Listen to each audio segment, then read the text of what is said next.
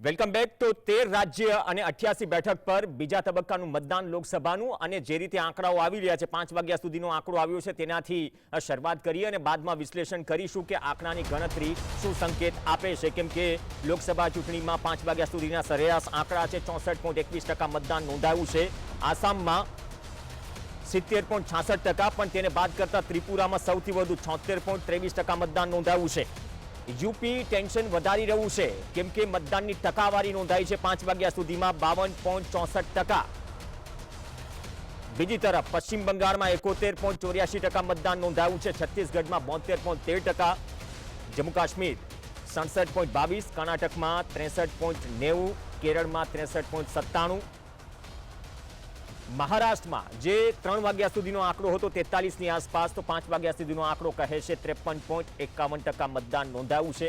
એ મણિપુર કે જે હજુ પણ સળગી રહ્યું છે, સરકાર સામે સવાલો છે પરંતુ સવાલોના જવાબમાં સરકાર મૌન છે, 76.6% મતદાન નોંધાયું છે. ચર્ચા કરીએ આ મતદાનની ટકાવારી શું કહે છે. ધીમનભાઈ પુરોહિત પણ આપણી સાથે જોડાયેલા છે. ધીમનભાઈ, આંકડાઓ શું કહે છે? ખાસ તો એવા રાજ્યો જે પહેલા ફેઝમાં હતા, બીજા ફેઝ સાથે તબક્કામાં મતદાન છે, પશ્ચિમ બંગાળ, યુપી, બિહારની વાત કરીએ, મહારાષ્ટ્રની વાત કરીએ, જે આંકડાઓ આવી રહ્યા છે સૌથી વધારે તો ચિંતા એ યુપીની છે કે જે યુપીથી નક્કી થાય છે કે દિલ્હીની ગાદી પર કોણ બેસશે. 52.64% મતદાન.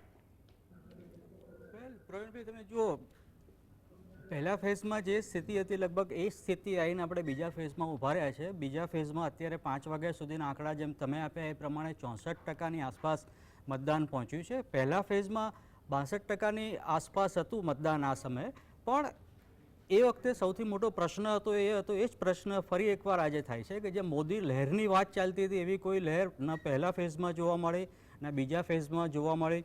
તમે ઉદાહરણ યુપીનું આપ્યું કે ઓવરઓલ સરેરાશ જો 64% હોય તો કમસે કમ યુપીનું એટલું તો હોવું જોઈએ, પણ આસામ અને પશ્ચિમ બંગાળ જેવા રાજ્યોમાં, ત્રિપુરા, મણિપુર જેવા રાજ્યોમાં છેક 70+ તમને વોટિંગ પર્સન્ટેજ જોવા મળે છે. પણ યુપી જે એક રીતે એપિસેન્ટર કહી શકાય બીજેપીની હિન્દુત્વની રાજધાનીનું, જે રામ મંદિર જેના ઉપર મોટો મદાર હતો બીજેપીનો, હિન્દુત્વવાદી બળોનો, આરએસએસનો પણ, કે જે એક મોટું પુશ મળી શકે છે. અને એટલા માટે તમે જો રામ મંદિર અધૂરું હોવા છતાં એનું ઉદ્ઘાટન કરી દેવામાં આવ્યું. હજી ઉપરના 3 માળ બાકી છે, છતાં નીચેના ગ્રાઉન્ડ ફ્લોરના આધારે મંદિરને પૂરું બતાવીને પહેલી વખત એવું બન્યું હશે કે અધૂરા મંદિરનું ઉદ્ઘાટન થયું હોય. સ્વાભાવિક છે કે લોકસભાની આ ચૂંટણીના કારણે જ થયું.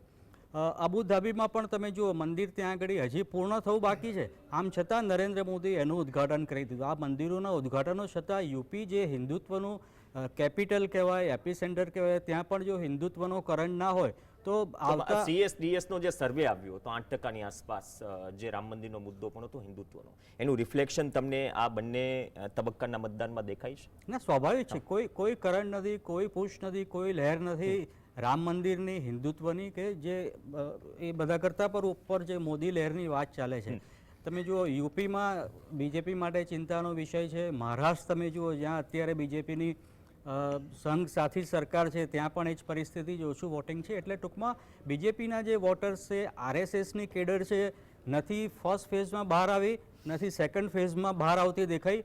હવે જોવાનું રહેશે કે 7મી તારીખે ગુજરાતમાં છે એક 7 ફેઝમાં તો આપણે કહી શકીએ કે માત્ર 2 ફેઝ જ પત્યા છે. પણ 2 ફેઝ એટલે ભાત ઉકળતા હોય તપેલીમાં, એમાંથી આપણે દાણા 2 લઈને આપણે દબાઈએ તો ખબર પડે કે કાચા છે કે પાકા. એમ આ 2 ફેઝ ઉપરથી એક અંદાજ તો આવી જ જાય છે. ઓકે રાજેશભાઈ, આપણે ક્વિક જઈશું રાઉન્ડમાં. જો પહેલો ફેઝમાં જે મતદાનમાં નિરસતા જોવા મળી, એક તરફ એમ કહેવાય છે કે મોદી વેવ નથી, બીજી તરફ ધ્રુવીકરણ દેખાઈ રહ્યું નથી, અથવા તો એ રિફ્લેક્શન થશે આંકડામાં 4 ઓગસ્ટે.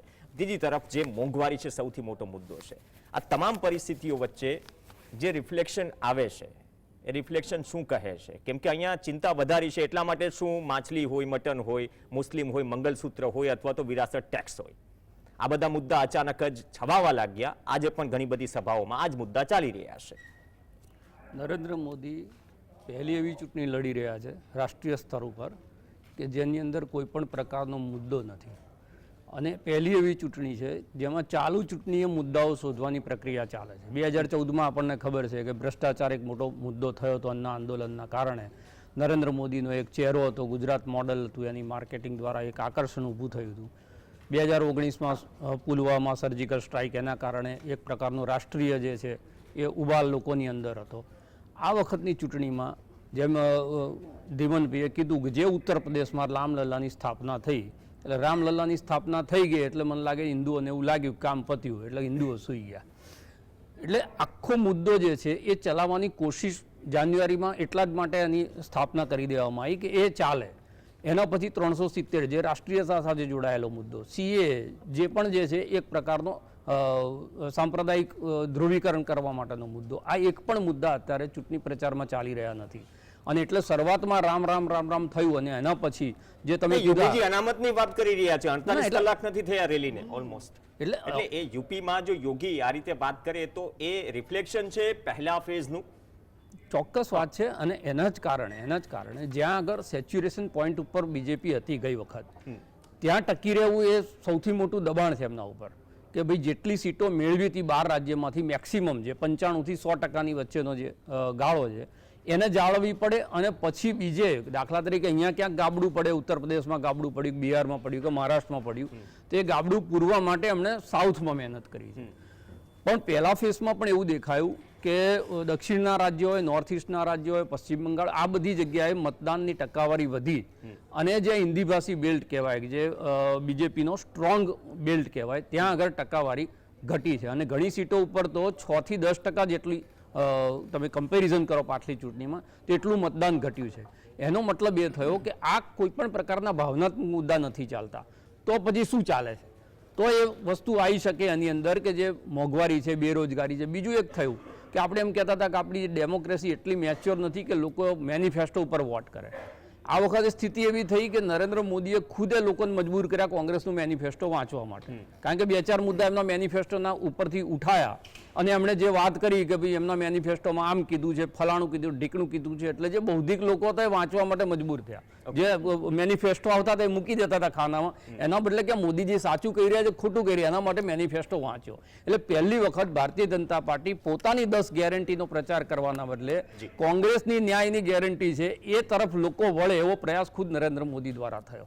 અને એટલે આ ચૂંટણીની અંદર એવું લાગે છે કે હજી મુદ્દાઓ શોધાઈ રહ્યા છે અને મુદ્દો ક્લિક નથી થયો. જો ક્લિક થયો હોત તો તમને પહેલા ફેઝ કરતા આની અંદર ટ્રેન્ડ થોડી જુદી જોવા મળે. ઓકે, મજબૂરીમાં અથવા તો હસતા હસતા જે જોડીદારો આવ્યા છે દેવતભાઈ, પશ્ચિમ યુપીમાં આરએલડી આવી ગઈ. આજે પશ્ચિમ યુપીની ઘણી મહત્વની બેઠક પર મતદાન છે. બિહારમાં તો નીતિશ જેની કોઈ ગેરંટી નથી એવું વિપક્ષો કહે છે અને રેકોર્ડ પણ એ પ્રકારે છે. મહારાષ્ટ્રમાં 2 પાર્ટીઓ તૂટી ગઈ. તો આ ત્રણેયમાં જ્યાં લોકલ પાર્ટીઝનો સપોર્ટ લીધો છે, બીજેપીને લેવો પડી રહ્યો છે, કઈ રીતે વધાવી રહ્યા છે લોકો, અથવા તમારું ગણિત શું કહે છે આ 2 તબક્કાના આંકડા બાદ આ ત્રણેય રાજ્યોમાં? 2 તબક્કાના આંકડામાં રાજેશભાઈએ, ધીમંતભાઈએ બંને જે વાત કરી એની સાથે સંમત થવું જ પડે એવું છે કે અત્યારે જે ટ્રેન્ડ જોવા મળે છે, વોટિંગ પેટર્ન જોવા મળે છે, જે રાજ્યોમાં ભારતીય જનતા પાર્ટી મોટા આંકડાની અથવા તો ક્લીન સ્વીપની જે અપેક્ષાઓ રાખતી હોય તે એ આ મતદાન જોતા નથી લાગી રહ્યું. બીજું, મુદ્દાઓ બિલકુલ નથી અને ચૂંટણી સંપૂર્ણપણે નીરસ જઈ રહી છે એવું આ બીજા તબક્કામાં પણ જોવા મળ્યું. અત્યાર સુધી એવું બનતું હોય દરેક ચૂંટણીમાં અને ભારતીય જનતા પાર્ટીની એમાં ફાવટ છે કે ચૂંટણીના નેરેટિવ્સ ભારતીય જનતા પાર્ટી નક્કી કરે અને કોંગ્રેસ સહિતના તમામ વિપક્ષો હરીફો એ નેરેટિવમાં ફસાતા રહે, એના જવાબ આપ્યા કરે. આ વખતે ભારતીય જનતા પાર્ટી પાસે 3 મહત્વના મુદ્દાઓ હતા જેના આધાર ઉપર જ એ ચૂંટણીની વૈતરણી પાર કરવાના અપેક્ષા રાખતા હોય. એક રામ મંદિર, બીજું 370મી કલમ અને CAA. આ ત્રણેય મુદ્દાઓ ક્લિક નથી થઈ રહ્યા એવું ભારતીય જનતા પાર્ટીની થિંક ટેન્કને, હાઈકમાન્ડને પણ લાગતું હોવું જોઈએ. એનું સીધું ઉદાહરણ એ છે કે કોંગ્રેસમાં જે સત્તાવાર રીતે કોઈ હોદ્દા ઉપર નથી એવા સામ પિત્રોડાનું એક વાક્યને ભારતીય કોંગ્રેસ વડાપ્રધાન સહિતનો હવે ભારતીય જનતા પક્ષ, હવે તો આપણા પ્રદેશ પ્રમુખ ભાજપના ગુજરાતના પણ બોલતા થઈ ગયા, ઇનહેરિટન્સ ટેક્સ. હવે આ ઇનહેરિટન્સ ટેક્સની વાત કોંગ્રેસના મેનિફેસ્ટોમાં, ચૂંટણી ઢંઢેરામાં ક્યાંય નથી. એક સામ પિત્રોડાનું નિવેદન છે જે કોંગ્રેસના હોદ્દા ઉપર ક્યાંય નથી. તો આ મને લાગે છે કે ભારતીય જનતા પાર્ટી માટે આનાથી વર્ષ સ્થિતિ આ પહેલા ક્યારે જોવા નથી મળી કે ન હોય ત્યાંથી મુદ્દા શોધવા જોવું પડે અને પોતે ધારેલા મુદ્દા ઉપરથી પોતે ને પોતે ભટકી જાય એવું અત્યારે આ પહેલી વાર જોવા મળે છે અને એનું કારણ મને લાગે છે કે અંડર કરંટથી ભારતીય જનતા પાર્ટી પોતે પણ ચિંતિત છે અને કંઈક નવો રસ્તો બાકીના ફેઝ પોતાના ગઢ સમાન રાજ્યો જ્યારે આવે ત્યાં સુધીમાં કંઈક ચૂંટણી પ્રચાર અનોખી રીતે ચાલે, જેમાં દર વખતે જે ધ્રુવીકરણની જે ફાવટ છે એ ધ્રુવીકરણના સ્તર સુધી ચૂંટણી પ્રચારને લઈ જવામાં સફળતા મળે એવા પ્રયત્નો હવે મને લાગે છે કે આ બીજા ફેઝ પછી વધુ આક્રમકતાથી રજૂ થશે. ઓકે, પણ નરેશભાઈ, આમાં એક તરફ જે ધ્રુવીકરણની વાત છે, ધ્રુવીકરણ હજી બની રહ્યું નથી અથવા તો દેખાઈ રહ્યું નથી. આ તમામ પરિસ્થિતિઓમાં મુદ્દાનો દુકાર છે અને જનતા પણ શું સમજી ગઈ છે, અથવા તો ઇન્ડિયા ગઠબંધનની જે રણનીતિ છે કે જ્યાં રિજનલ પાર્ટીઝ છે, લોકલ પ્લેયર્સ છે, એમને આગળ કરો. નોર્થ ઇન્ડિયામાં કોઈ એક ચહેરો નથી રખાયો કે તમને એલિગેશન કરવાનો કે સતત તમને ભૂતકાળના કોથળા, જેમ કે જંગલરાજમાં આજે પણ જંગલરાજનો ઉલ્લેખ કરાય છે બિહારમાં, એ પ્રકારના એલિગેશન્સ નવા નથી. એ વડાપ્રધાન મોદી કરે, નીતિશ કુમાર કરે.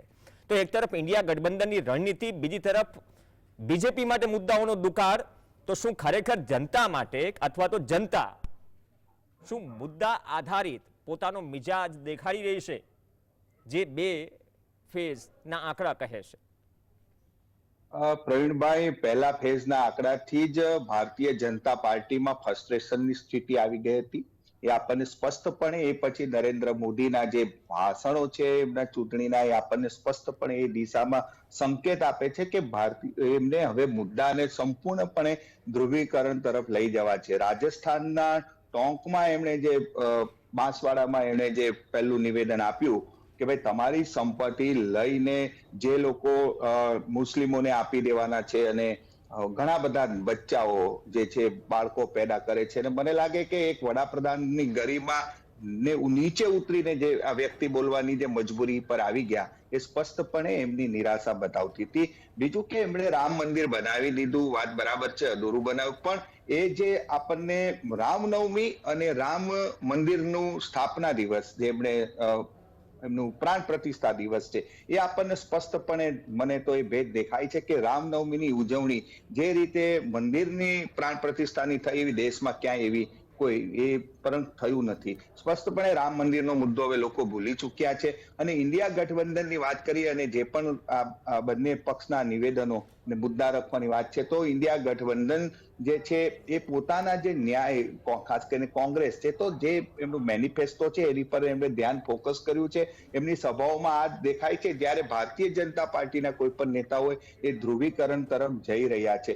ધીમનભાઈ વાત કરી, દેવતભાઈ અને રાજેશભાઈ ત્રણ સાથે હું પણ સહમત છું કે જે પણ પરિસ્થિતિ આ વખતે સર્જાઈ છે. બીજું કે 2019માં પણ પરિસ્થિતિ ભારતીય જનતા પાર્ટી માટે એટલી સારી નહોતી.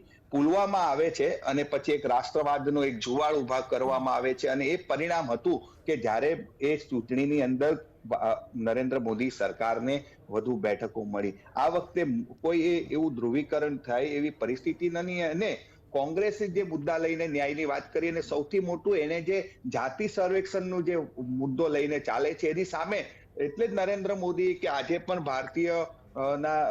ભાજપના રાષ્ટ્રીય અધ્યક્ષ નડ્ડા ખુદ એમ કહે છે કે ભાઈ ઓબીસી, એસટી, એસટીના જે અનામત છે, રિઝર્વેશન છે, લઈને જૂટવીને મુસ્લિમને આપી દેવામાં આવશે. કોંગ્રેસ સત્તા પર આવે તો આપી દેવા માંગે છે. કર્ણાટક મોડેલ એવું છે એવું વારંવાર કહે છે. આ બતાવે છે કે એમની પાસે જે કાર્ય કર્યા, વાત વિકાસની કરવાની 5 વર્ષ સત્તા પર હોય ત્યારે, પરંતુ જ્યારે પ્રજા સમક્ષ જવાનો તો એક પણ સભામાં પ્રવીણભાઈ આ કોઈ એમની વાત દેખાતી નથી. માત્ર ને માત્ર ધ્રુવીકરણ ની જ વાત કરીને એમણે જવું પડે છે. એ દર્શાવે છે કે પ્રજા જે અસલ મુદ્દા છે એ મુદ્દા આધારિત કંઈક ને કંઈક પ્રજા એ બાબતે થોડીક સચેત બની છે. ઓકે હિરેનભાઈ, ઘણી રણનીતિઓ બની ગઈ, ઘણી રણનીતિઓ ઓન પેપર છે, મતલબ કે પડદા સામે છે, ઘણી નથી.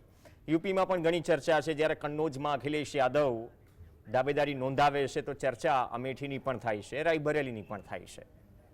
તો યુપી ઘણું બધું નક્કી કરશે, ભલે 2% વોટ શેર કે ગમે તેમ, પણ શું ઉત્તર ભારતમાં કોંગ્રેસે એ જ રીતે મન બનાવ્યું કે જ્યાં જતું કરવાનું છે, જતું કરવાની ભાવના રાખીએ, દક્ષિણ તો સચવાઈ જશે? એ ચાહે બિહાર હોય, યુપી હોય, ખાસ તો આ બંને સ્ટેટમાં.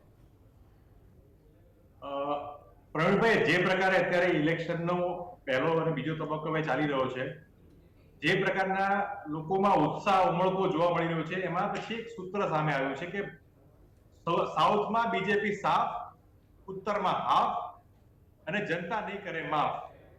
આજ સ્પષ્ટપણે જે પ્રકારે ઇન્ડિયા ગઠબંધન સમગ્ર દેશમાં બન્યું છે એના કારણે ભાજપમાં પહેલા અને બીજા તબક્કા પછી પણ તમે જુઓ જે પ્રકારના નિવેદનો આવે છે, 10 વર્ષના સંપૂર્ણ શાસન પછી પણ મુદ્દા આધારિત વાત કરવાની પાસે એક પણ ટોપિક નથી. આજે પણ હું દાવા સાથે કહી શકું છું, પ્રાઉડ સાથે કહી શકું છું કે 4 થી 14 વર્ષના 14 વખતના 10 વર્ષના ગાળામાં right to education, right to information, right to રોજગાર એટલે કે મનરેગા કાયદા કોંગ્રેસ પક્ષે આપ્યા. આ પ્રકારની વાત ના પ્રધાનમંત્રી કહે છે ના એમના કોઈ આગેવાન કહી રહ્યા છે. અને તમે જે સ્પષ્ટ આની પહેલા વાત કરી કે મંગળસૂત્ર ને બીજું ને ત્રીજું આવી અલગ અલગ વાત કરી રહ્યા છે અને એમના પ્રકારનો જે એમનો હળબળાટ છે એ સ્પષ્ટ દેખાય છે. અમે સંપૂર્ણપણે આશ્વસ્ત છીએ કે ઇન્ડિયા ગઠબંધનને અચ્છા પુનિયા સીટનું શું છે? તમે પપ્પુ યાદવ કોંગ્રેસમાં કંઈક આવ્યા હતા, ફરી આરજેડી ઉમેદવાર ઉતારે છે, કેમ કે આજે છે એ સીટ ત્યાં કોઈ તકલીફ છે કે બધું બરાબર ચાલી રહ્યું છે? હિરેનભાઈ આપનો વાત ફરીથી પૂછો પ્લીઝ. હા યાર, સવાલમાં બહુ ઘણી તકલીફ થાય છે. હિરેનભાઈ, પૂર્ણિયામાં જ્યારે તમે પપ્પુ યાદવને લાવ્યા કોંગ્રેસમાં, આરજેડી પોતાનો ઉમેદવાર ઉતારે છે અને ફરીથી પપ્પુ યાદવ પણ ઉમેદવારી નોંધાવે છે.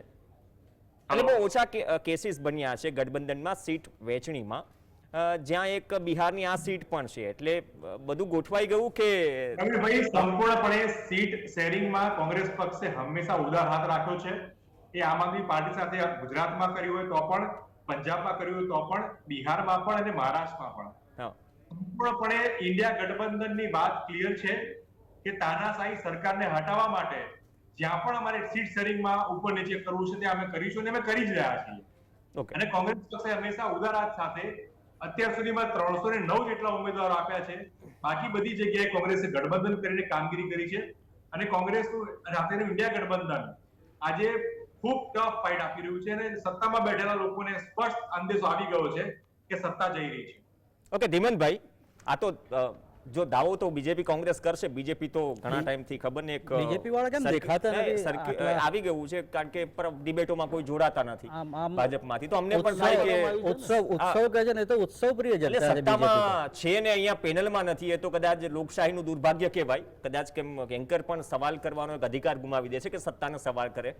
ખેર, કદાચ ટીવીના માધ્યમથી પહોંચી રહ્યો છે, કોઈ ચેનલ ઉપર નથી. હા, અહીંયા તો નથી આવી રહ્યા. પ્રેક્ટિકલી જોડાવા જોઈએ કેમ કે સત્તા પક્ષમાં છે એમની જવાબદારી છે અને એને આ આટલા મોટા લોકશાહીના સૌથી મોટા તહેવારમાં ધીમનભાઈ રંગે ચંગે જોડાવવું પણ જોઈએ. ભૂતકાળમાં જોડાતા, પરિસ્થિતિઓ શું છે એ બીજેપી જાણે, પણ જે પરિસ્થિતિઓ બની રહી છે આ પરિસ્થિતિઓમાં જે એક મેં સવાલ કર્યો હતો કે જે કોંગ્રેસે જતું કર્યું હતું તો કોંગ્રેસે ઓવરઓલ ઇન્ડિયા ગઠબંધનને કોઈ ચહેરો નથી આપ્યો, પણ જ્યાં રિજનલ પાર્ટીઝ મજબૂત છે ત્યાં જેમ કે તેજસ્વી યાદવ હોય, અખિલેશ યાદવ હોય, તમામને આગળ કર્યા છે. શું આ રણનીતિ જ બીજેપીને પરેશાન કરી રહી છે?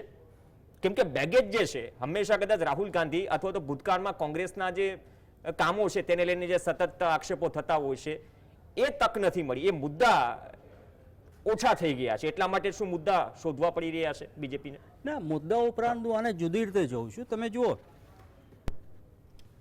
બીજેપીનું જે કેમ્પેન છે એની તમે ફિલ્મો જો, એમાં મુખ્યત્વે આ જ વાત છે કે બીજેપી પાસે એક ચહેરો છે મજબૂત, નરેન્દ્ર મોદી. ઇન્ડિયા ગઠબંધન પાસે કોઈ ચહેરો નથી. વાત સાચી છે, એક ચહેરો નથી. એમની જોડે એમની એક બીજી ફિલ્મ જુઓ બીજેપીની તો એકથી વધારે વરરાજા છે અને કન્યા મૂંઝાય છે કે ભાઈ આમાં મારા વાળો અપને વાળા કોને, તો એકે વરરાજા એને દેખાતો નથી. એ ઉપરાંત જે મુખ્ય પાર્ટી છે કોંગ્રેસના ખાતા ફ્રીઝ કરી દીધા, પૈસા નથી.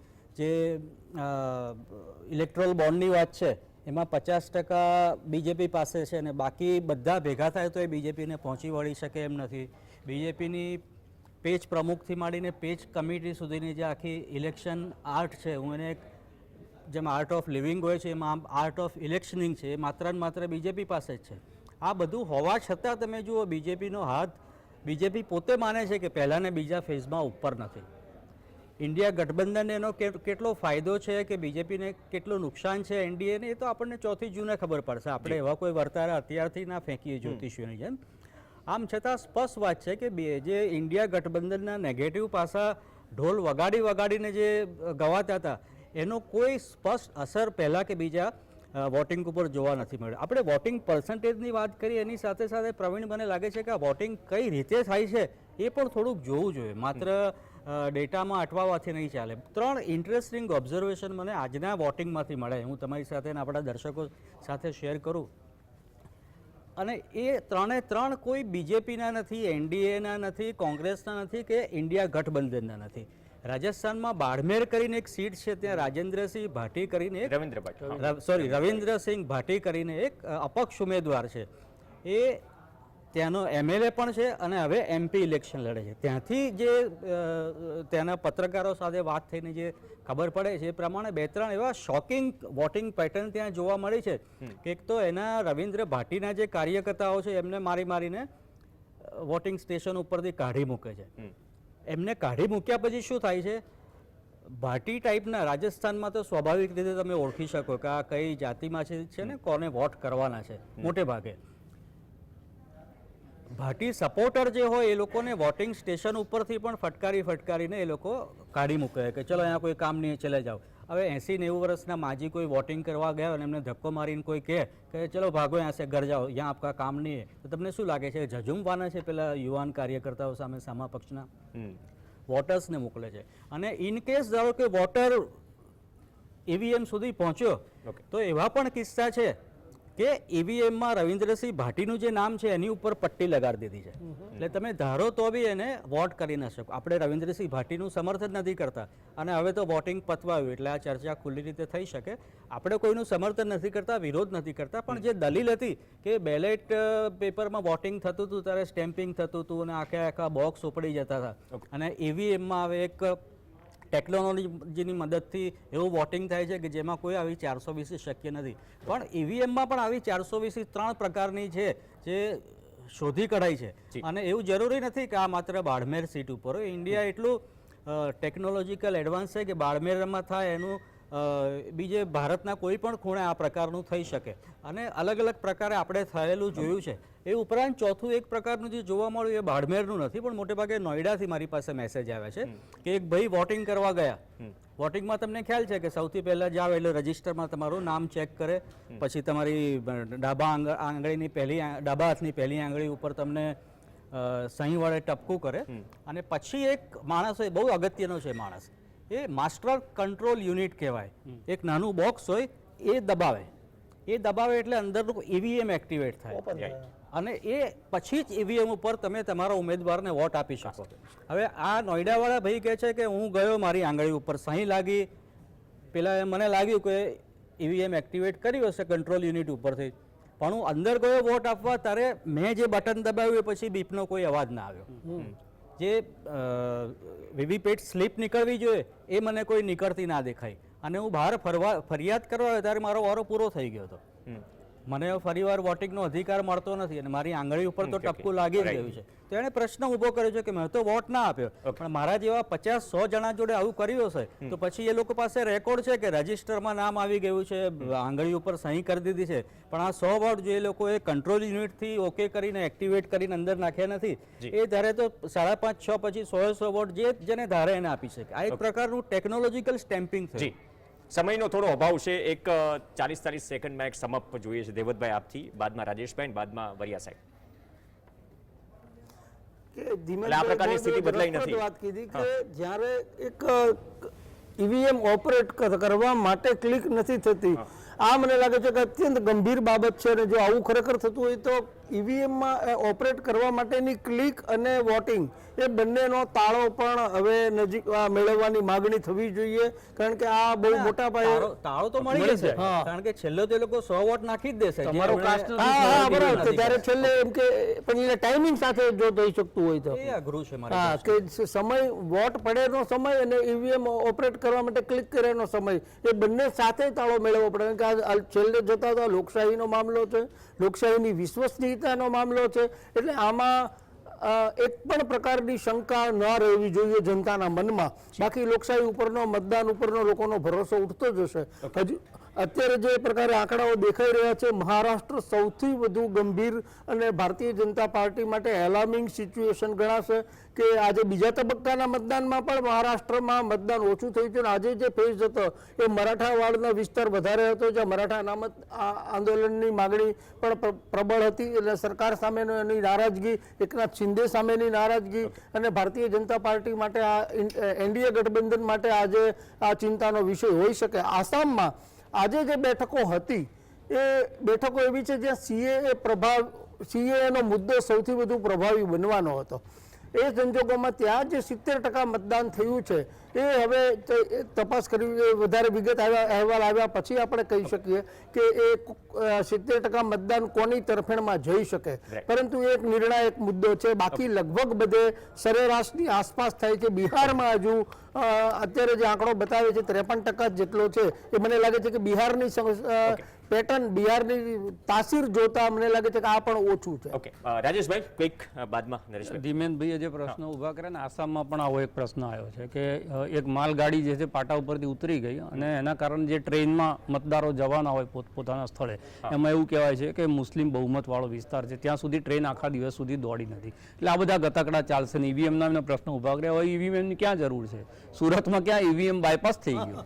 તમે મહારાષ્ટ્રમાં ચૂંટાયેલી સરકારમાં રાત્રે 12 વાગે રાષ્ટ્રપતિને સવારે 4 વાગે રાજ્યપાલને ઉઠાડી અને આખી સરકારને લઈ શકો છો. એટલે રાજનીતિની અંદર હવે આ રાજકીય જે નિર્લજ્જતા છે, જેને આપણે નફટાઈ કહીએ, એ બધી હવે ચાણક્ય ચાલ થઈ ગઈ છે. એટલે આ બધું આપણે જોયા કરવાનું છે. નવા શું પ્રયોગો આવે છે જોવાના છે. પણ એવું લાગે છે કે આ વખતની ચૂંટણીમાં બિહાર અને મહારાષ્ટ્ર આ બંને નક્કી કરવા જઈ રહ્યા છે કે કેટલી સીટ કઈ પાર્ટી લઈને આવે છે. કારણ કે આ બંને જગ્યાએ જેવું ગઠજોડ થયું છે એના પછીની આ પહેલી ચૂંટણી છે અને એમાં પ્રજા કઈ રીતે એને જોવે છે કે શિંદેને અને ઓરિજિનલ શિવસેનાને એને કેવી રીતે જોવે છે, શરદ પવાર અને અજીત પવારને કેવી રીતે જોવે છે, એના ઉપર ભાજપનું ભવિષ્ય ત્યાં છે. અહીંયા જે રીતે નીતિશભાઈએ પહેલા તલાક ને પછી હલાલા કર્યા છે, એમાં લોકો કઈ રીતે રિએક્ટ કરે છે, એ બે વસ્તુ મહત્વની. ઓકે નરેશભાઈ, 30 સેકન્ડ છે, સમ અપ કમેન્ટ.